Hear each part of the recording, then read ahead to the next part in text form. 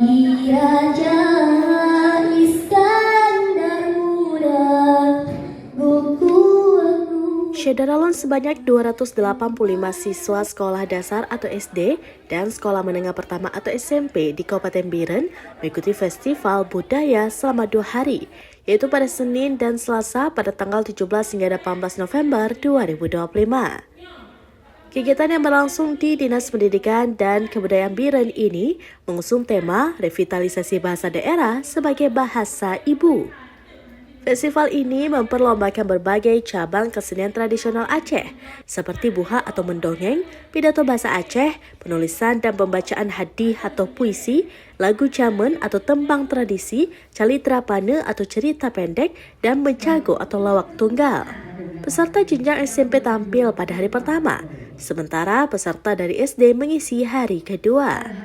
Dalam pelaksanaannya, para peserta menunjukkan kemampuan berbahasa Aceh dengan fasih.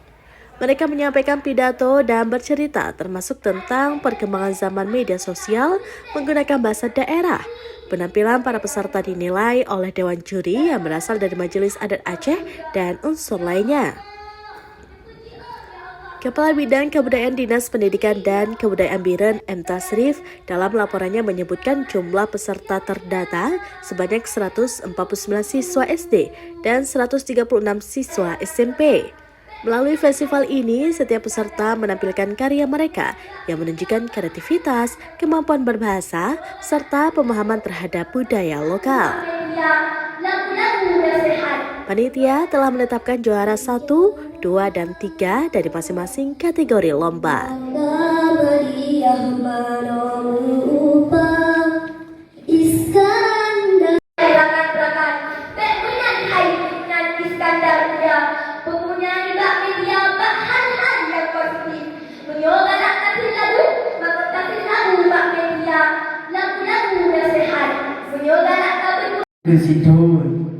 Setuntun kesiapan. Assalamualaikum habalul kubur.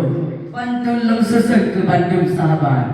Assalamualaikum warahmatullahi wabarakatuh. Lomba festival budaya dalam rangka untuk meningkatkan kembali atau menggairahkan kembali bahasa ibu atau bahasa Aceh. Kegiatan lomba ini diikuti oleh SD, jenjang SD dan jenjang SMP.